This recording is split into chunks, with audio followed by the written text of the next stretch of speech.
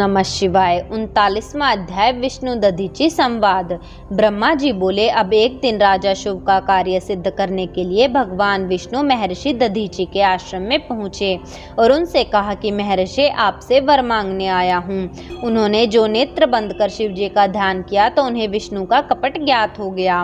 उन्होंने कहा, मैं सब समझ गया, परंतु आप भगवान हैं, मैं आपसे क्या कहूँ। फिर ब्राह्मण का वेश धरकर आए हैं सुव्रत, आप इस वेश को त्याग दीजिए।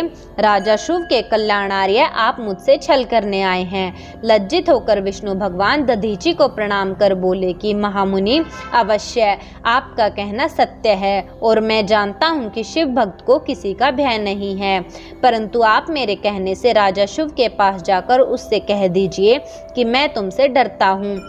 ऐसी बात सुनकर शैव श्रेष्ठ दधीची ने हंसते हुए कहा कि मैं शिव जी के प्रभाव से कहीं किसी से डरता नहीं, फिर उससे क्या कहने जाऊं। इस पर विष्णु को क्रोध आ गया और उन्होंने अपना चक्र उठा महर्षि को मारना चाहा, परंतु ब्राह्मण पर वह नहीं चला।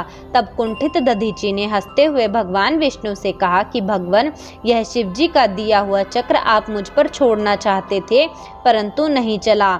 चलता भी तो कैसे, शिवजी का अस्त्र मुझ जैसे ब्राह्मणों के लिए नहीं है। यदि आप क्रुद्ध हैं तो कम से कम ब्रह्मास्त्र आदि अस्त्रों तथा बाणों का प्रयोग कीजिए। फिर तो दधीची को निरा ब्राह्मण और पराक्रमहीन समझ विष्णु ने क्रोध कर उन पर अपने अस्त्र चलाए।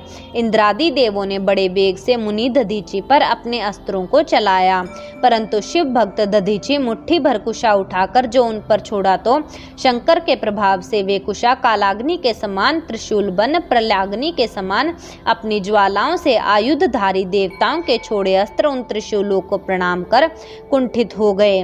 देवता पराक्रमहीन हो वहां से भाग चले।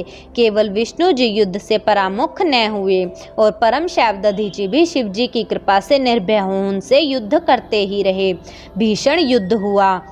तब नारद, मैं विष्णु भक्त ब्रह्मा राजा शुभ को साथ ले उनका युद्ध देखने गया।